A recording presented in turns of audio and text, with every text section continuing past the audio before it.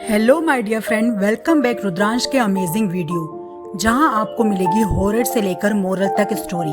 और आज है हॉरर स्टोरी ताड़ का भूत।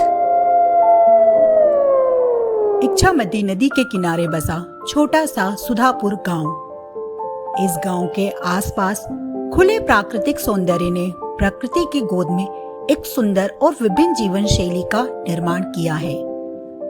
अगर आपको कहानी पसंद आए तो लाइक और सब्सक्राइब करना मत भूलना। कुछ घर इधर उधर बिखरे हुए हैं। हालांकि ये नाम से एक गांव है, लेकिन इसका अधिकतर भाग खाली खेत, नदी, तालाब और पेड़ों से भरा पड़ा है। गांव के बिल्कुल किनारे पर एक विशाल ताड़ का पेड़ है और उसके बगल में बाड़ों से घिरा मिट्टी का एक छोटा सा घर है। घर सोहन का है, लेकिन भाग्य ने साथ नहीं दिया, इसलिए इतना सुंदर गांव होने के बावजूद सोहन को इसे छोड़ना पड़ा। सोहन अपनी पत्नी विमला और दो छोटी बेटियों रूमा और झूमा को छोड़कर जहाज में काम करने गए, लेकिन फिर वापस नहीं लौटे। तब से परिवार में दुख और गरीबी का माहौल है।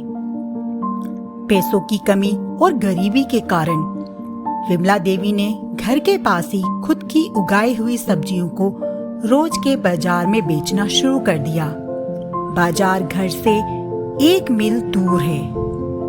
बहुत सुबह सुबह निकलना पड़ता था और शाम को जल्दी लौटना होता था।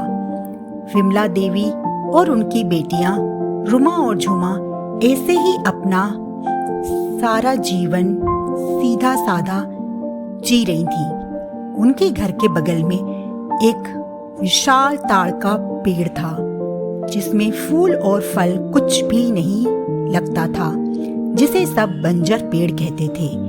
लेकिन शाम होते ही सब ताड़ के पेड़ से दूर भागते थे। खासकर बच्चों को उस पेड़ के आसपास बिल्कुल भी नहीं जाने दिया जाता था। लोगों का मानना था कि शाम ढलते ही उस ताड़ के पेड़ से कोई नीचे उतरता है। एक पैर वाला बहुत ही डरावना भूतिया जीव, जिसके बड़े बड़े दांत हैं, लंबी सी जीभ, जो उस ताड़ के पेड़ पर उल्टा लटका रहता है।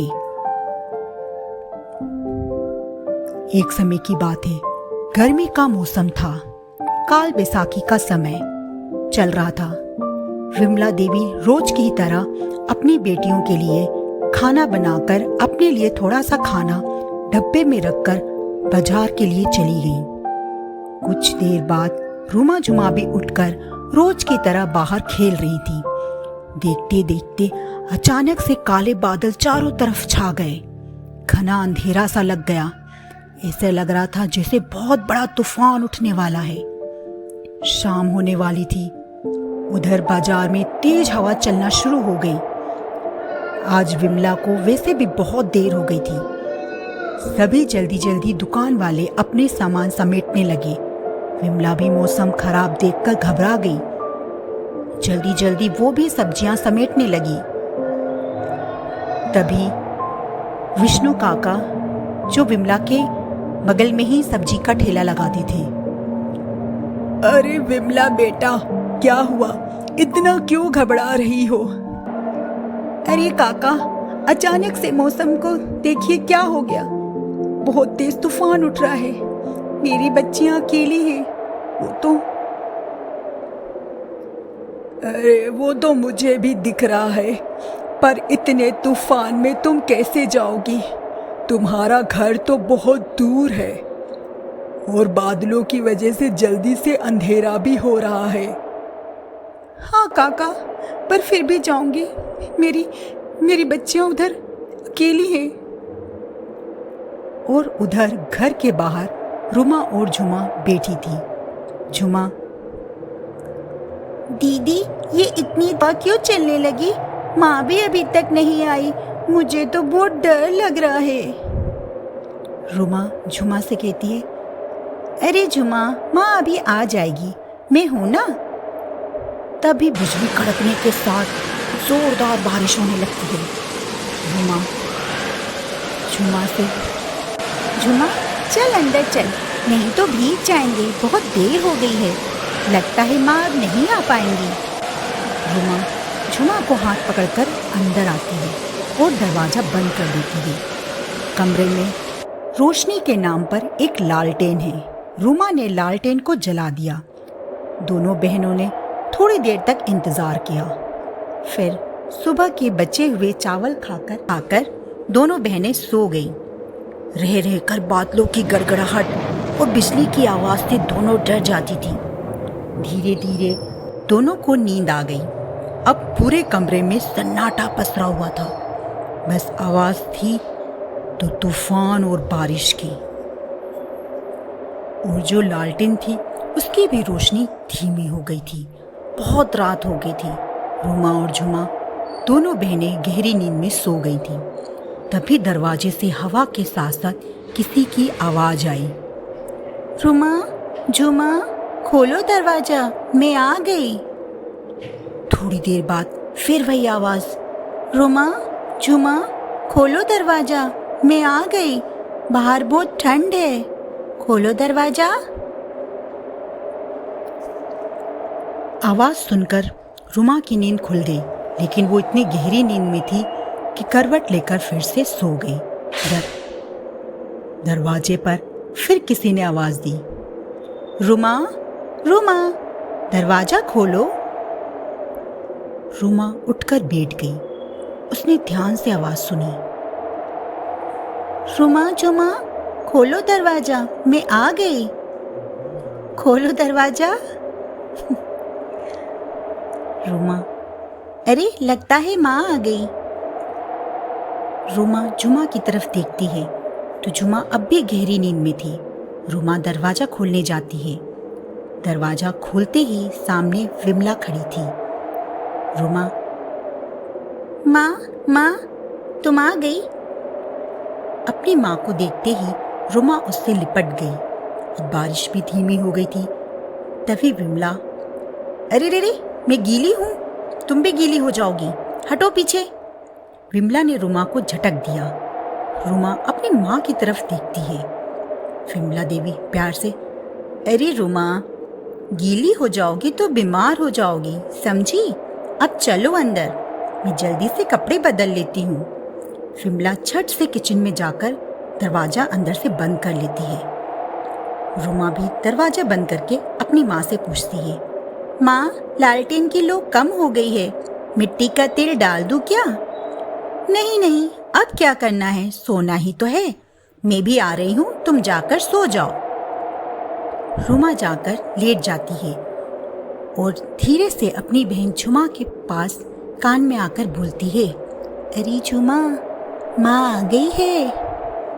झुमा, क्या माँ आ गई है? माँ? हाँ, आ रही हूँ, मैं आ गई हूँ, आ रही हूँ अभी। तभी विमला भी झुमा के पास आकर लेट जाती है। झुमा, उधर करवट लेकर सो जाओ, मैं तुम्हारी पीठ सहला देती हूँ। ठीक है माँ। झुमा रुमा की तरफ करवट लेकर सो जाती है। कुछ देर बाद झुमा को बहुत दर्द होता है। अचानक से पता नहीं पीठ में बहुत दर्द होने लगता है, उससे जलन होने लग जाती है। वो रुमा से कहती है, दीदी, मेरे पेट में बहुत दर्द हो रहा है, माँ को बोलो ना दबाने के लिए। रुमा झुमा की आवाज़ सुनकर जैसे ही अपनी माँ की तरफ देखती है तो उसके तो होश ही उड़ जाते हैं। वहाँ तो उसकी माँ थी ही नहीं, वहाँ तो कोई डरावना बड़े दांतों वाला राक्षस था या जीव, उसे कुछ समझ में नहीं आ रहा था, जो अपनी लंबी जीभ से झुमा के पीठ को बुरी तरह से चाट रहा था। उसमें से खून भी निकल रहा था। ये देखकर रुमा बहुत डर जाती है और दूसरी तरफ करवट ले लेती है। लेकिन ये सब देखकर तो उसकी नींद ही भाग गई। वो सोचने लगती है कि माँ कहाँ गई। तभी झुमा, दीदी। रुमा कोई जवाब नहीं देती है। तभी झुमा, माँ, पेट में बहुत दर्द हो रहा है, जल भी रहा है, सहला दो ना। हाँ मेरी बच्ची, अभी सहलाती हूँ। झुमा अपनी माँ की आवाज़ सुनकर फिर से सो जाती है। कुछ देर बाद झुमा, दीदी बहुत दुख रहा है। रुमा धीरे से झुमा के पास आकर कहती है, झुमा डरना नहीं, तुम्हारे पीछे माँ नहीं सोई, कोई बड़े दांत वाला राक्षस है, हमें यहाँ से किसी भी तरह भागना पड़ेगा। क्या दीदी, पर कैसे? मुझे बहुत दुख रहा है, माँ कहाँ गई? अच्छा ठीक है, चुप हो जा। फिर रुमा, माँ मुझे बाथरूम जाना है, पेशाब आई है। ठीक है चली जा। माँ मुझे डर लग रहा है, छोटी को भी साथ में ले जाओ। ठीक है ले जा, पर जल्दी आ जाना, बाहर बहुत अंधेरा है। और सभी कहते हैं उस ताड़ के पेड़ पर एक पैर वाला बड़ा राक्षस रहता है जो बच्चों को खा जाता है, जा जल्दी से आ जाना। ठीक है माँ। रुमा झुमा का हाथ पकड़कर घर के बाहर आती है और आते ही दरवाजा बाहर से बंद कर देती है। तभी अंदर से अजीब सी आवाज आने लगती है, पागल लड़की, तूने मुझे बंद कर दिया है, पागल लड़की, तूने मुझे अंदर से बंद कर दिया है, खोल दरवाजा खोल। वो पूरी तरह से दरवाजा पीटने लगता है। रुमा झुमा से, भाग झुमा भाग, हमें बहुत तेज भागना पड़ेगा। बारिश भी बहुत तेज होने लगती है, सब जगह अंधेरा ही अंधेरा रहता है। दोनों बहनें भागने लगती हैं। तभी वो राक्षस भी दरवाजा पीट पीट कर तोड़ कर उनके पीछे भागने लगता है। रुमा और झुमा दोनों भागती हैं, भागकर दूसरे गांव की तरफ जो पहला घर था वहां पहुंच जाती हैं। वो दरवाजा पीटना शुरू कर देती हैं। खोलो खोलो, दरवाजा खोलो, बचा लो हमें, खोलो खोलो दरवाजा खोलो, जल्दी खोलो, बचा लो हमें। तभी उस घर का मालिक दरवाजा खोलता है। वो घर रामदयाल का था। दरवाजा खोलते ही वो बच्चों को पहचान लेता है। अरे बच्चों, तुम लोग इतनी रात में? हमें बचा लीजिए, हमें बचा लीजिए, हमारी मदद करिए। रामदयाल पहले बच्चों को अंदर लेकर दरवाजा बंद कर लेता है। फिर रुमा झुमा की चोट दिखाती है। रामदयाल की पत्नी झुमा को अंदर ले जाकर पीठ पर दवाई लगाती है और इधर रुमा सारी बातें रामदयाल को बताती है। ठीक है बेटा, अभी तो तुम आराम से सो जाओ, सुबह देखते हैं। सभी सो जाते हैं। तभी कोई सुबह सुबह रामदयाल का दरवाजा खटखटाता है। रामदयाल की पत्नी, अरे इतनी सुबह सुबह कौन है, दरवाजा खोलती हूँ। अरे इतनी सुबह सुबह कौन है, खोलती हूँ दरवाजा, रुको। दरवाजा खोलते ही, भाभी मेरी बेटियां। रे विमला, आराम से घबरा मत, अंदर तो आओ। तभी रामदयाल भी आ जाते हैं। विमला को आराम से बिठाकर सारी बातें बताते हैं। रुमा और झुमा दोनों ठीक है ये सुनकर विमला देवी थोड़ा खुश हो जाती हैं और राहत की सांस लेती हैं। वो पूछती हैं, मेरी बेटियां कहाँ हैं? रामदयाल, वो दोनों अभी सो रही हैं, तुम भी थकी गई होगी, थोड़ा सा जाकर कुछ खा लो और आराम कर लो। पर भैया कैसे? सुबह सुबह जब मैं अपने घर पहुंची तो सब बिखरा पड़ा हुआ है, दरवाजा टूटा है, सब तहस नहस कर दिया है। वो तो मैं पैरों का निशान का पीछा करते हुए यहाँ आ गई, अब मैं कहाँ जाऊँ? उस घर के अलावा तो मेरे पास कुछ था ही नहीं, अपनी छोटी बच्चियों को लेके मैं कहाँ जाऊँ? ये तो सोचने वाली बात है। तुम चिंता मत करो, सब बंदोबस्त कर देंगे।